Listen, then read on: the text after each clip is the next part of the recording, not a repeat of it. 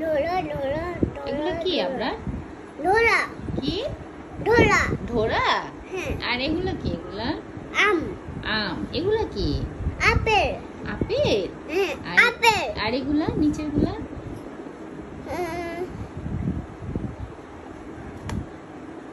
আম না, আম না তো, এগুলো হচ্ছে লেবু।